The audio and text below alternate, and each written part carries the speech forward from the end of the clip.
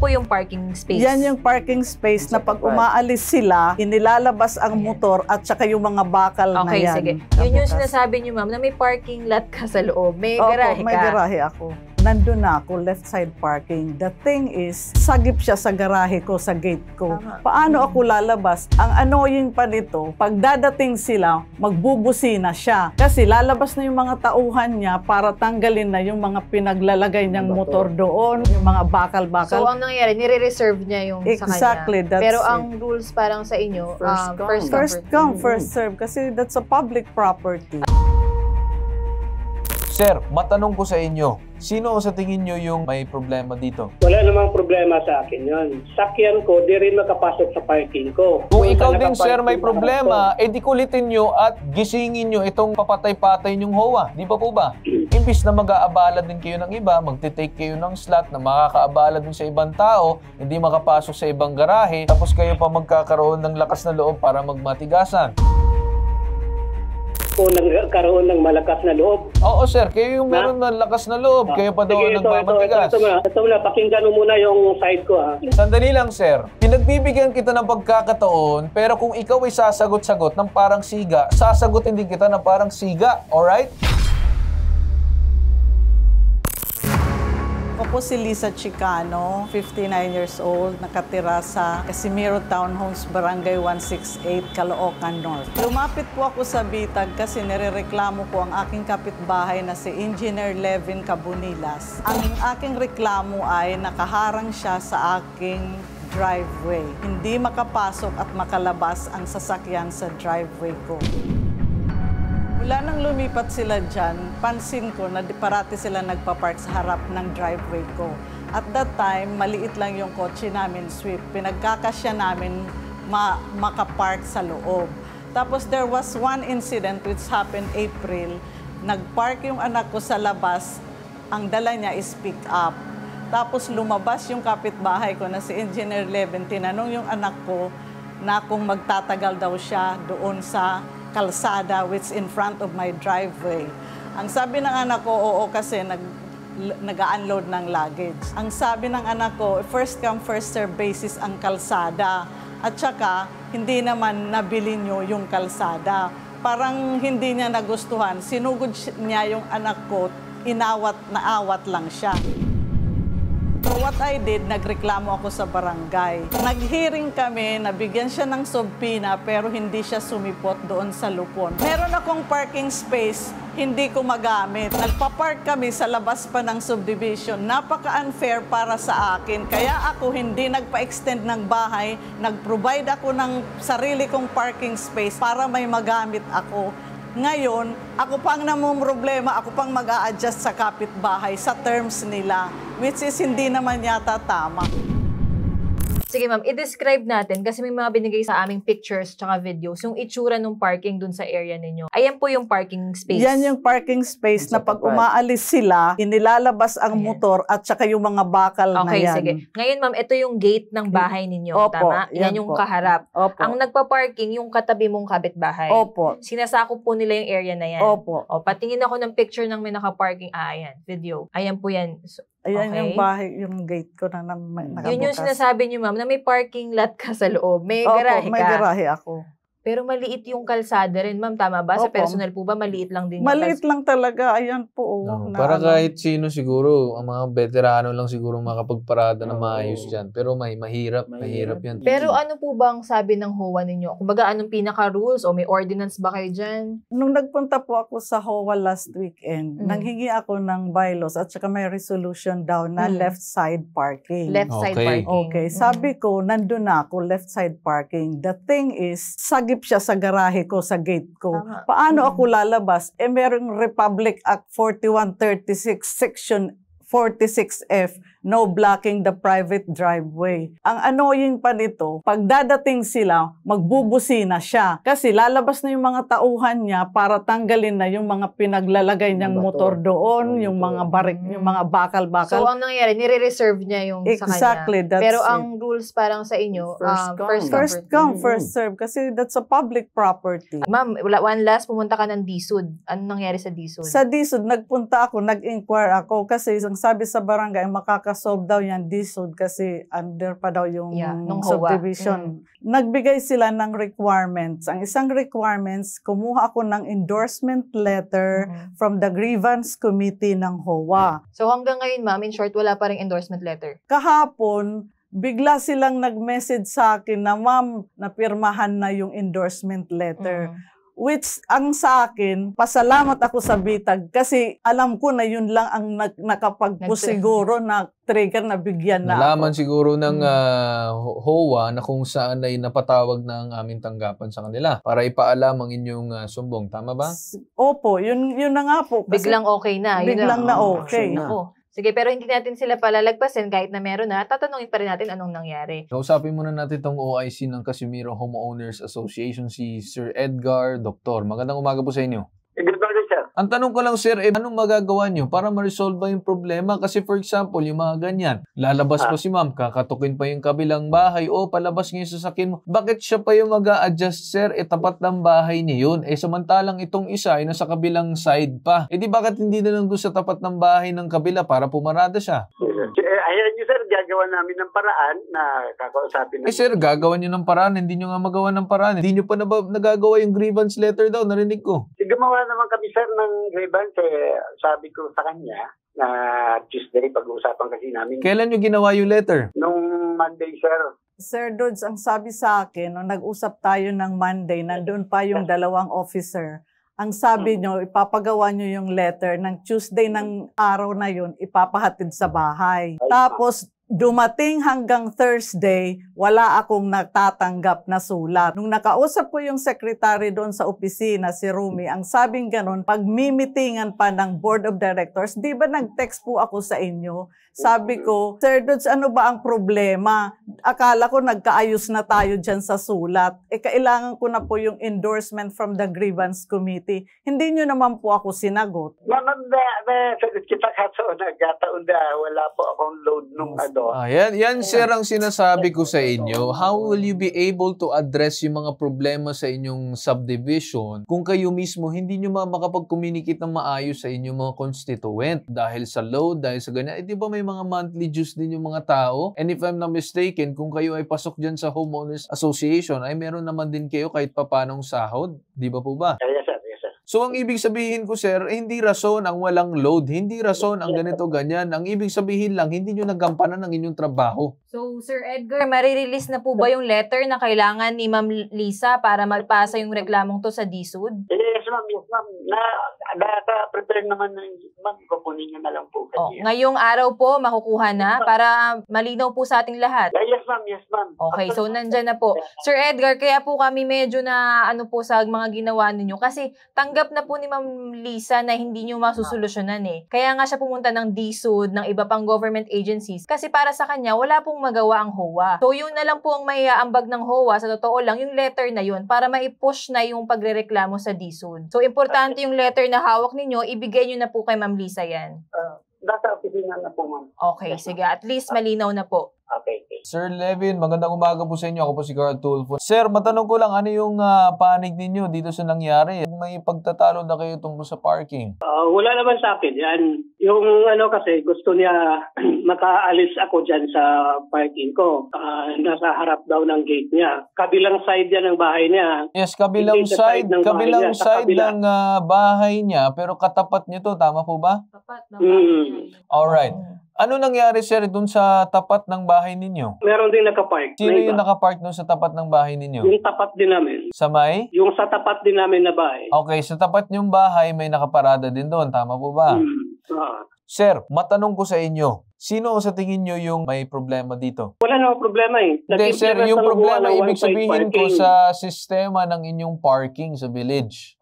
Kasi sana kung may mga problema, na-address pa lang yan, and then nagawa na ng paraan ng inyong HOA. Hindi nyo naintindihan eh. Hindi ko naintindihan. Sige, sir, explain mo. Tanggalin ko yung sakyan ko. Sir, ang tanong ko dito, dali, sir, paano niya magagamit yung parking niya kung yung mismong sasakyan mo ay nakaharang doon sa driveway niya? Wala naman silang sakyan dyan eh. O sige, ma'am Lisa, wala ka daw sasakyan. Ano magiging sagot? Makakarating ba ako dito? I've moved heaven and earth, makarating dito. Lahat ng government agencies pinuntahan ko kung hindi ko pinaglalaban yung parking. Oh, sir, ano magiging sagot niyo dyan? Mag-park siya kung gusto niya. O, sir, hanapan niya ako ng pwesto ko kung saan ako mag-park. Engineer, sige dyan ka muna. Gusto mo ng solusyon, siguro we'll consult muna itong si Attorney Batas Mauricio for the sigurong guidance para dito sa dalawang panig. So magandang umaga po sa inyo, Attorney Batas. Magandang umaga po, Ginoong Carl Tulfo. Magandang umaga po sa mga Pilipinong nasa ipabitag mo, Depend Tulfo. Yes, sir. Yes, sir. So, attorney, ano nakikita niyo dito? Kasi para sa amin, ang mali talaga dito is yung HOA. May mali sila dun sa pag-implement ng kanilang parking kung saan pwede at hindi pwede pumarada. Tama po kayo eh. Kailangan po kasi ng isang matatag na liderato sa mga ganyang homeowners association. Ibig sabihin, tama po yung pananaw na kailangan kumilos ang homeowners association sapagkat sila po yung nagtatakda ng ganyang mga alituntunin sa kung saan paparada, paano paparada, at siyempre kung anong oras o anong araw yung paparadahan sa kaliwang bahagi ba o sa kanang bahagi ba. Hindi man po dapat, sasabihin ko po doon sa amin, sa Teachers Village West, may mga nakapaskil po riyan. Mula Lune, MWF, dito lang kayo paparada sa side na to. Correct. TTHS, dito kayo paparada. Hindi po pwede kasi, lalo na pagka po yung subdivision, medyo hindi naman kalakihan. Kaya kailanganin po lahat magkaroon ng konsiderasyon sa kapwa. Pero ang magtatakda po ng konsiderasyon ang Homeowners Association. Pagka po hindi gumagawa o hindi kumikilos ang Homeowners Association, pwede pong petisyonin yan eh. Diyan po sa DSUD, sa Department of Human Settlements and Urban Development para magkaroon ng pagpipili ng bagong mga mamumuno sapagkat hindi nakakaganap yung pamumuno. Yun po yung nakikita natin dyan at yan po ay batay dito po sa batas na naglalang ng Department of Human Settlements and Urban Development sa panahon po ng nakaraang administrasyon. Yun po ang dapat nagaganap yan. Ngayon, ano po ang po pwedeng gawin ng mga kapitbahay na nakaharangan ng kanilang parking, hindi kumikilos ang HOA at medyo matigas po yung kanilang kapitbahay. Sabi po ng Kodigo Sibil ng Pilipinas, ang ganyang mga sitwasyon, ituturing na nuisance. Nuisance. Nuisance. Ano po ba yon? Hindi makatwirang pagkilos, hindi makatwirang pag-iingay, hindi makatwirang pagsasalita. Basta anumang bagay na ginagawa na hindi po binibigyang konsiderasyon ang kapakanan at karapatan ng kapwa. At kung hindi kikilos si HOA, ang dapat pong gawin, dalhin po ang isyong ito doon sa City Health Officer para po magreklamo na merong nuisance doon sa kapitbahay dahil hindi po maayos ang pagpaparada. Alright. Hindi po pwedeng sabihin ni City Health Officer, teka, HOA po yan eh, pampribado pong ari-arian yan, hindi po. Yung nuisance, yung problema po ng hindi makatwirang pagkilos upang yung karapatan ng iba ay mayurakan, yan po ay issue ng hukuman, pero bago yan, dadalhin muna sa pamahalaan lokal sa City Health Office. Ginoong Carl Tulfo. Alright. Sige, attorney, stay on the line. Gusto ko lang balikan itong si Engineer. Opo. Engineer, nandiyan pa ba kayo? Narinig nyo ba ang sinabi ng aming abogado na kung saan kung kayo ay gagamit ng sinasabing fasilidades ng subdivision, which is itong kalsada, at kayo ay paparada, dapat iniisip nyo pa rin ang kapakanan ng inyong kapitbahay. Tama po ba? Oo naman. Kung sa tingin ninyo na kayo ay nakakasagabal, pero kayo ay magmamatigasan dyan, pero na kayo ay nakakalabag na doon sa kapakanan ng kabilang panig, then magkakaroon tayo din ng problema doon, sir. Tama po ba? Sige. So ano magagawa nyo, sir, to adjust doon sa hiling ni nanay dito sa sinasabing bahay and parking? Ito na lang para wala namang problema sa akin yun. Kasi sakyan ko, di rin makapasok sa parking ko. Okay. Dahil Kung doon ikaw sa din, sir, may nakaparking problema, di kulitin nyo at gisingin nyo itong papatay-patay nyong HOA. Di ba po ba? Di rin naman ako bastusin na sa kanila eh. Kasimple lang yan na Hindi, alam ko, sir, it's a simple problem. Pero if a simple problem is not addressed, it will become a major problem. Di ba po ba? Oo naman. Okay, so engineer, ganito yung sasabihin ko sa inyo. Na sana naman, kung kayo din ay hindi makapasok sa inyong parking, edi sana i-address yung problema. Imbis na mag-aabala din kayo ng iba, magtitake kayo ng slot na makakaabala dun sa ibang tao, hindi makapasok sa ibang garahe, tapos kayo pa magkakaroon ng lakas na loob para magmatigasan. Kung nagkaroon ng malakas na loob. Oo, sir, kayo yung meron ng lakas na loob, kayo pa daw Sige, nagmamatigas. Ito na, pakinggan mo muna yung side ko ha. O sige, sir, Sige. pagbibigyan kita ng pagkakataon at sana sumagot kayo, sir, na maayos, Sir Levin. Ang ibig kong sabihin, sir, sandali lang, sir. Ganito, pinagbibigyan kita ng pagkakataon, pero kung ikaw ay sasagot-sagot ng parang siga, sasagutin din kita ng parang siga. Alright? Kung gusto mo sir, ang ibig kong sabihin, magkausap tayo na maayos dito ngayon sa ere. Alright? Oo nga. So, edi go ahead and state what you have to say. Pero you say it in such a way na maayos ang tono mo. Huwag ka magsisiga-sigaan dito. O sige, makinig muna kayo. Yung problema na yan, hindi lang yan dyan sa amin yung problema na yan. Oh, saan pa? Yung buong kalsada, yung halos lahat ng kalsada dito sa loob ng Casimiro, ganyan yung problema. Aha, ano pa? Kung magawan nyo ng paraan na matanggal lahat para pati kami madali mag-park, walang problema yun. So kami ang gagawa ng trabaho ng HOA. Bakit mag-focus kayo sa isang problema? Yung iba hindi nyo mabigyan ng paraan. Sir, ang sinasabi ko, yung sa inyo, di ba in-acknowledge ko na may problema din kayo sa parking? Binaliwala ko ba din yon? Ano ang sinabi ko, sir? Di ba sinabi ko, ang papatay-patay niyong HOA, ang problema, which is kausap din namin ngayon. Paano ma-address ang problem kapag mabigay na din si ma'am ng sinasabing letter and dapat kayo din bigyan ng letter para makapag-file sa DSUD para magkaroon ng maayos na pag-uusap na i-correct edition ng actions ng kanilang HOA. Di ba po ba? So yun ay ibig kong sabihin, sir, kung kayo ay nakikinig kanina sa aming usapan.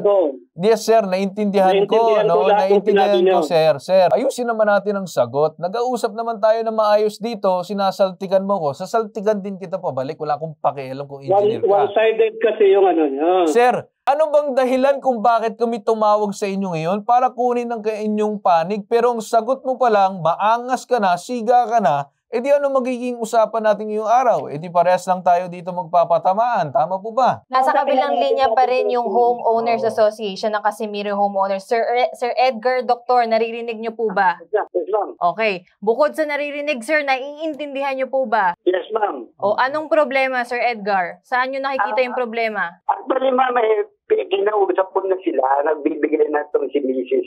Cabinila, na i-move na lang. Band-aid solution yan. Hindi nyo ba nakakita, sir, na hindi lang itong si nanay kung nagre-reklamo, pati itong si engineer na kabilang panig, bakit niya sinasakop yung dun sa harap ng bahay niya? Kasi palpak ang parking system nyo. Dapat meron kayong systemized parking system na ginagawa dun sa village ninyo na may mga assigned places lang na pwede pagparkingan. Kapag hindi pwede pagparkingan, pwede to i-clamp or ipato sa ating local government. Di ba dapat ganun? Ganun nga, sir. Pero actually, sir, alam nyo na masigit lang yun sa amin, sir. Pag bawat space na makita dyan, kung gusto mapagparkingan, basta makikipag-usap lang pa. Yan, sir, yan ang sinasabi kong problema. Kasi, sir, hindi tinitake into consideration ang magiging sagot ng kabilang panig, which is yung nakatira doon. What if, for example, yung sasakyan nila, dito sila bandang dulong street nakaparada, pero ipaparada sa ibang street, pwede pa yun, sir. Hindi dapat ganun. There should be a systemized parking system na only those living in the street can park on that side. And then, on that side also as well, may another details dyan kung sino-sino at saan pwede mag-park. Naintindihan ko masikip. Pero sana naman, bago kayo nagpa-park, naglagay na kayo ng sistema para hindi nagkaroon ng gulo. Di ba, sir? Tama, sir. Tama, sir. Alright. So, ganito na lang. So, since mukhang hindi mo magagawa ng paraan, dahil nung una pa lang, hindi mo magawa ng paraan, ibigay mo yung sinasabing letter, and then we'll also talk to DSUD also as well kung ano magagawa nila, which is I think most likely aayusin nila yan para naman magawa ng paraan yung iba't ibang mga homeowners, hindi lang itong si ma'am na lumapit at si engineer, kundi lahat na ng mga tao. Baka mamaya may iba din silang complaints, hindi lang nila binibigyan ng pansin. Yes, sir. Yes, sir. Makukuha niya naman yun, sir. Mamaya pag ano yan. Naka-prepare naman yun, sir. Nasa office na. Sir Levin, dyan pa kayo? Sige. Nakinig lang ako. Alright. So, sir, hindi ikaw yung pinangangaralan namin kanina. Ang sinasabi ko lang naman, may punto naman, which is pagka kinausap naman namin ng isang panig, ay sana naman ay sumagot din sila ng respeto dahil maayos naman kami nakikipag-usap. Well, sir, everything has been said and done. So, unang-una siguro kami magpapasalamat sa pagtanggap ng aming tawag. And then after this, maasahan ninyo na magkakaroon din ng agaran aksyon tungkol dyan sa inyong subdivision. Pero sana, sir, ay madaan naman sa maayos na pag-uusap sa susunod. Alright, sir? Sige. Tawagan na natin itong OIC ng Office of the City Official, Caloocan City Hall, si Engineer J. Bernardo. Magandang umaga po sa inyo. Sir, magandang umaga po sa at saka sa inyong mga kapag-edit po. Magandang umaga po sa inyo lang. Napatawag kami dahil manghihingi din kami ng update doon sa narinig namin na nag-inspect daw kayo kanina umaga. Inspection po namin namin kanina, together with the barangay Tanod, napagalaman namin na may resolution yung homeowners na yung one-side parking. Kasi kung mapapasyalan natin sa yung area, medyo maliit po talaga yung kalsada nila. So, hindi po sila makakapag two-way parking. Sa po, karamihan sa bahay doon, medyo wala ko silang parking. Kaya, owners po, gumawa na isang board resolution na may one-side parking po. Kaya lang po, ang nangyari, one-side parking po, hindi po nababago yung parking. So, ang nangyari, person po doon sa napapark. Unlike po doon sa ibang homeowners po na na-recommend namin yung one-side parking, by schedule po. Let's say, yes, correct. Nasa right side, PTXS po, nasa left side po yung parking. So, yun po yung recommend namin doon sa homeowners na baka pwedeng baguhin nila yung kanilang board resolution. At isa pa kasi, private subdivision pa po yung lugar nung nagre-reklamo at nung nagre-reklamo po. Sige sir, I think maganda din talaga na magkaroon ng assistance na ng LGU kasi on the part of the HOA mukhang malaki na ang kanilang pagkukulang din sa parting yan. Kanya kasi sir, share ko lang din yung ibang homeowners kasi na may problema ganyan na hindi pa sila po na-turn over sa city at napatakbo pa sila ng isang homeowners o ng developer. Nagkakaroon din po sila ng board resolution. Minsan yung homeowners na nagre-request po ng assistance sa amin para po iayos yung sistema ng pagpapark po ng mga residente nila doon, sir. Alright. Sige, sir. Nakuha na namin. So, maraming salamat at napakalaking bagay no, ang inyong binahagi ngayong araw na kung saan ay may mga nakita talaga kayong mali dun sa kanilang sistema. So, Engineer, maraming salamat po sa pagtanggap ng aming tawag ngayon at pagbahagi nyo dito sa aming programa ngayong araw. So, maraming salamat po sa inyo. Yes, sir. Maraming salamat po, sir. At makakasa po kayo dito sa amin. Hinahin po ninyo ay agad po na pagtukunan po sa direktiba po ng ating mahal na mayor alam malapitan. Alright, maraming sige, salamat po. So ma'am, maraming salamat sa paglapit ninyo at sana naman na kahit pa paano nakita mo naman kung paano kami umaksyon ngayong araw para magawa ng solusyon ang inyong sumbong. Thank you so much. Kahit pa paano parang may load na natanggal sa ano ko na may sagot. Kasi ang tagal ko nung lumalapit sa mga government agencies, parating wala. Ngayon lang, hindi pa ako pumunta dito.